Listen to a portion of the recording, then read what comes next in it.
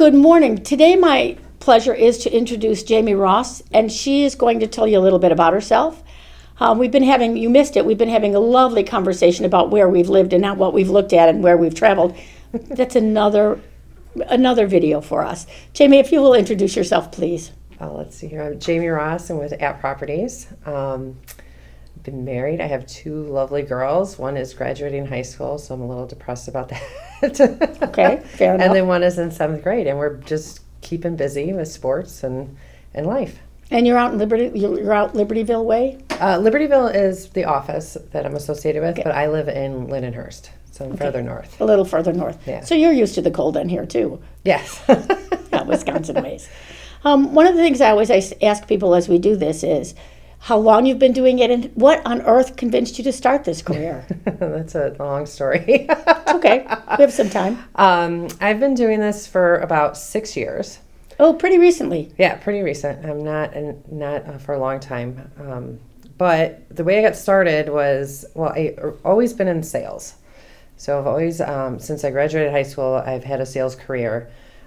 Majority of it was in fundraising sales with kids doing, like at the PTOs. My job was to go to the PTOs, convince them to use us as a fundraiser. I would do the big hoopla in front of the kids, telling them about all the prizes they could win for all the stuff that they sell. Fair enough. And it was really fun. I had through the school year was my job. Summers were off, and I loved it.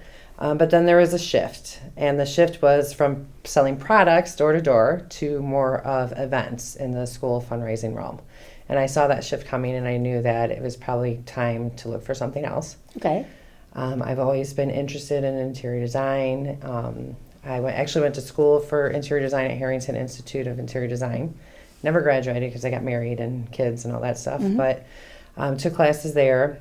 And my husband was a carpenter, so I was very got to see everything that he did. And so I was like, why don't I marry the two, my love for design and architecture with my sales experience? And so he worked as a home inspector, and his boss's wife was a managing broker, and many conversations with her, she convinced me to just finally go for it. So it's I did. Always someone saying, come on, you're going to be good at this. Right. Almost always.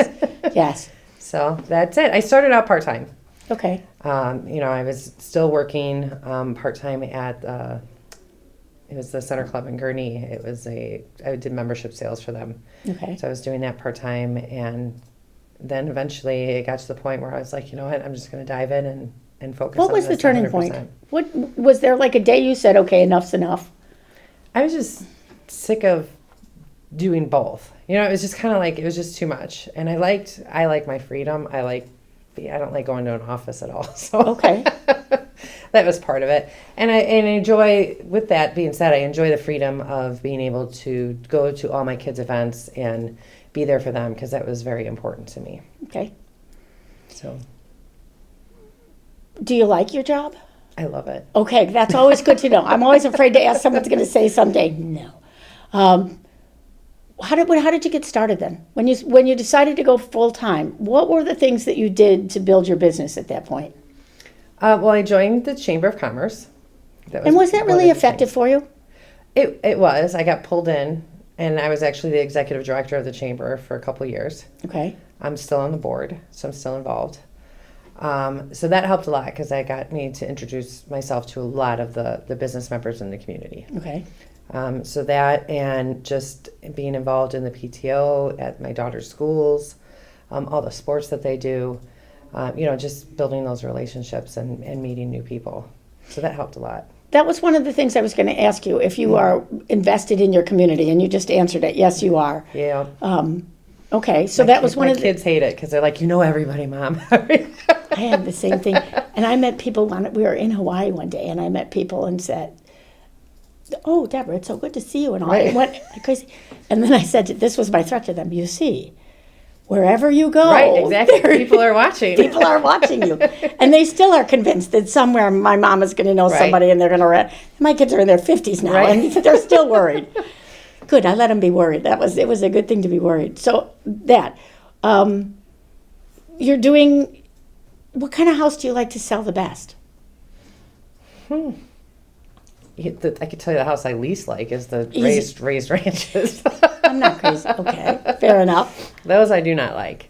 But, your general, I mean, up in my area, they pretty much, there's only a few different floor plans that you notice, right? And those that are pretty slightly updated, not overly updated, but, they've done some work, not too crazy messy.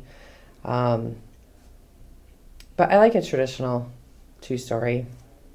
I do too. That would be always my house of choice, a traditional 2-story. Right. Yes, because that's why I live With in a ranch, garage. right? Yeah. Like, you need the garage. Like, I hate selling a house without a garage. People Especially just up by us. complain about By that. us, there's so much to do. Like, we have the chain of lakes, and everyone's outdoorsy with they need a garage for all their toys. So, How much, since you're up that way, how much is knowledge of what your communities are like? How much does that play into your selling real estate with your clients? it's a huge point. I've had people look at houses, especially like, and I know like that house, whenever it rains a lot, that one's going to be underwater. I could tell you that right now because we have all the lakes, right? You have the lakes, yes. There's a lot of, not necessarily huge flooding, but like if you get a decent amount of rain, there's going to be some houses that are pretty close to being underwater. Okay. So that, another thing is, I forgot what I was going to say now. It's okay. Knowledge of the communities, how that affects what you're selling and all Oh, that. and the changes. Like I have one buyer looking for a particular house, and she absolutely loved this one house up in Lindenhurst, and I knew Route 45 was changing. They were, they were putting in the bypass around Milburn, and I told her, I'm like, listen, this is going to be cutting right through this neighborhood, and your house will be like 3 doors down from where this Route 45 is going to be. And she's like, oh, no, I can't. It was her dream house. She loved it. I could have easily just been like, oh, yeah, here you go. Here you go, yes. But I knew that would be a hard no for her if she knew that was coming in. So the knowledge of your community makes a big difference. That's Yeah. one of the things that you let your clients know your value. We've been talking a lot since the changes that are coming down the real estate about what your value is and your value propositions. I think that's a big piece of a value proposition, that I know the community and I know what's happening. Exactly. How are you changing your business because business is changing? Or are you changing your business because business is changing? It's, I've definitely noticed a change this year. How so? Well, last year I think it was my best year that I've had so far. Okay. Which I know a lot of people are saying that last year was just horrible. So this year I went into it. Well, I also moved, so there was a lot of like downtime for me just trying to get settled into our new home. But I'm not as busy as I would have liked to be at this point. But I think it's more with the interest rates and the NAR settlement and everything else. I think people are a little. They're trying to wait till things settle before they kind of make a decision if they're going to move forward or not. Have you had clients talking to you about the NAR settlement and what's going on? I'm always curious if, because we're just like so vested in this, we're Right. reading about it like every 30 minutes. But I'm always kind of curious if the public out there's been a lot of public-facing information. Right. But I'm wondering how much it's that you're actually seeing the result of that. A little bit. I mean, I actually sat down at a listing appointment the other day, and the clients were like, "So my lender told me to ask you." Okay, thank you so much. I'll be sure to recommend it. Right, and I explained to them, I'm like, listen, this is your pluses and your minuses of doing this, and I think you're going to be putting yourself at a disadvantage if you do not offer compensation to the buyer's agent. Like in my experience, most buyers can't even afford a down payment at this point. Like they're not going to be able to afford a down payment and to pay their buyer's agent out of their pocket. And I think we're going to see that effect a lot if we get into this, what NAR wants us to do. And sellers stop offering compensation. I really think that you're going to see a lot longer market times because people aren't going to be able to afford it, especially your first-time home buyers. That is, I think, the biggest worry people have is the first-time home buyers and the lower-income buyers. Right. Someone's buying a $3 million house, probably they can afford to pay. Right. But it is those first times. So I know that there's still a lot of discussion going on about how do we handle some of those situations. Right. And not only that, those are the people that need us the most because they don't have the knowledge of, buying a home. It's their first time. The other people that I think that need us the most are the people who haven't sold their house. Right.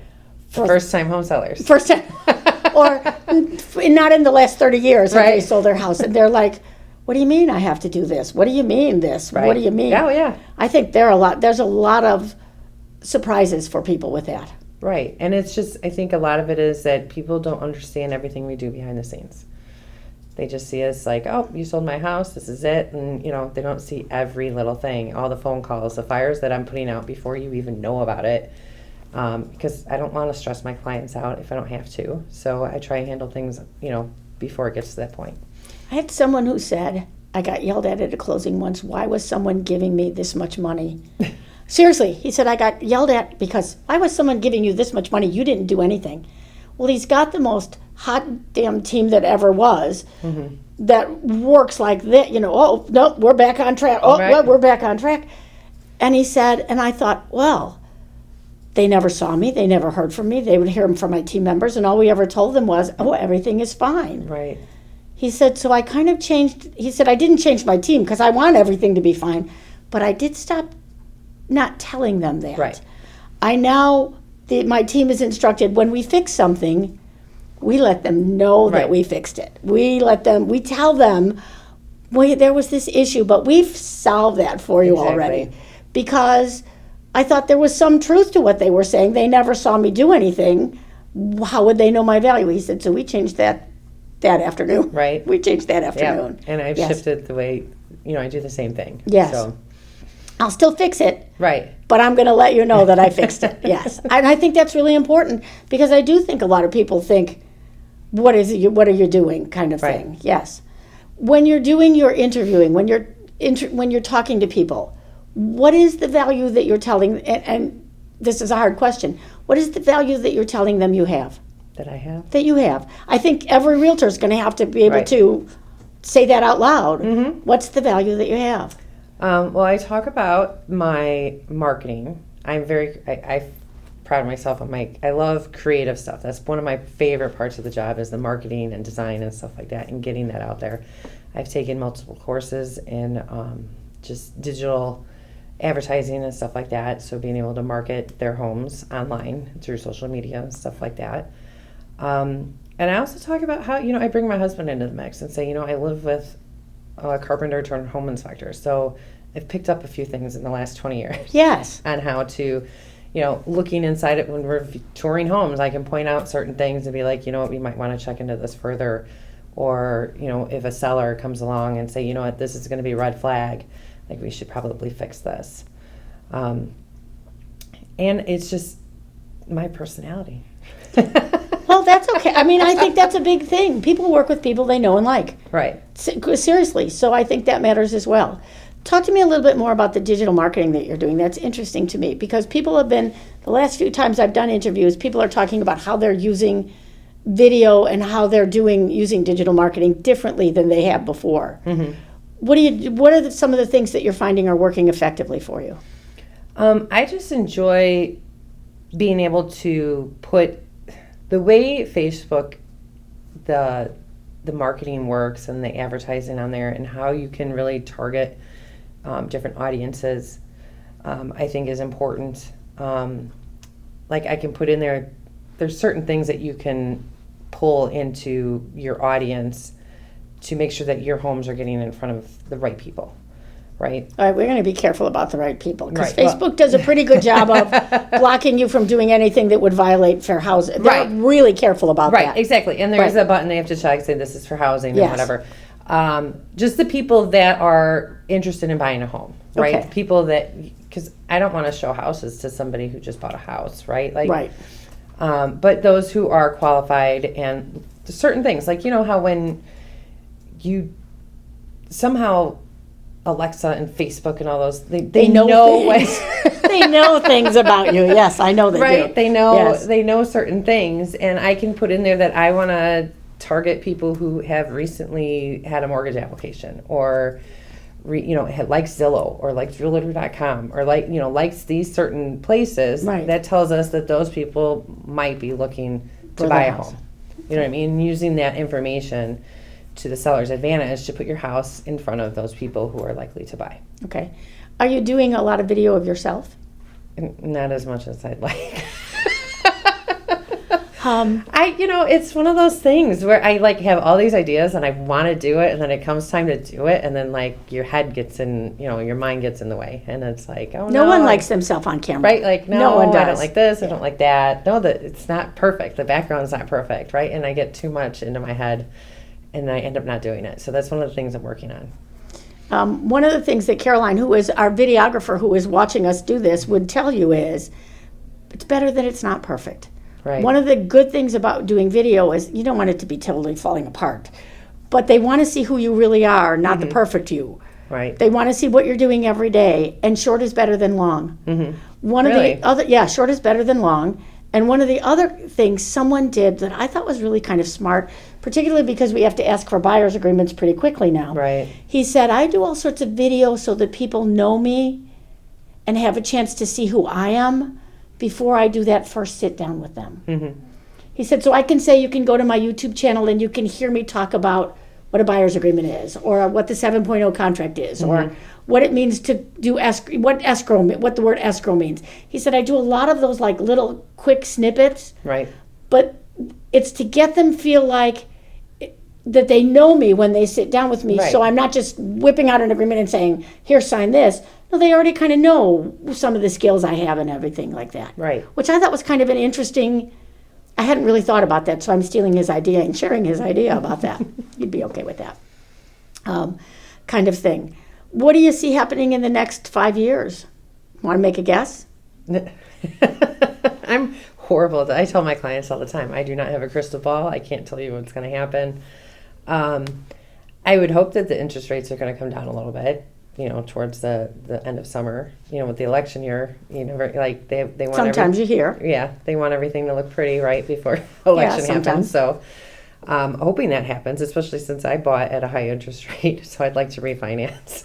Well, and that's one of the things that's holding up inventory. Yeah. Right, exactly. I did buy my house at a fairly interesting interest rate, but then I refinanced my house, and so now I am golden handcuffed to my house. Right. That's the problem now, because anything I want to buy, I have to finance it probably almost, not quite triple, but double and a half of what I have as an interest rate on a mortgage, and I'm not going to get as much house. I'm going to pay more for a house that I don't probably like quite as much. Right. So without a compelling reason, I guess I'm here. I am a 7-year mover. Every 7 years we move. We're past the 7-year mark. I can feel my husband and I getting itchy, but not itchy enough to give up that mortgage rate. Right, and it's really this like snowball effect, right? Like as a seller, you don't want to sell. And then there's some sellers that don't want to sell until they can find something because things are still flying off the market because inventory is so low. So it's like, I don't want to put it on the market until I find something. I'm like, well, that's why everybody's in this situation, is because everyone like you doesn't want to put their house on the market yet. Right. You know what I mean? So there's nothing out there. Do you like buyers or sellers better? I like sellers better. Okay, why? I like the creative marketing aspect of it, right? And that is what I enjoy. Buyer, I do love working with first-time home buyers. I do love the educational piece of that, and be able to explain everything. So. If you're going to look for education for yourself, what's the next kind of education that you want to grab for yourself? Because you've already said you've done classes and stuff. What's the next thing you want to grab? I was actually looking at taking some classes in graphic design to further my education on my marketing. And then I do a lot of books. Like if you look at my Audible account, I probably have like 100-some books on there. What's the one you're reading now? The 7 levels of communication. Okay, what level are you on with that? Just the first one. I just started it. Okay, fair enough. Okay. What's one of your favorite books? Do you have one that you think about and kind of, this is a crazy one. I go back to the old How to Win Friends and Influence People book, which is it's like from the 1930s, I think. And every so often I go back and kind of browse through that again and think, okay, this still holds. The simple thing of use people's names. Just the simple things. Have one that stays with you. You Are a Badass by Jen Sincero. I don't know that one. And why? I think, I usually do the audiobooks, right? Because I'll listen to it in the car when I'm driving and whatnot.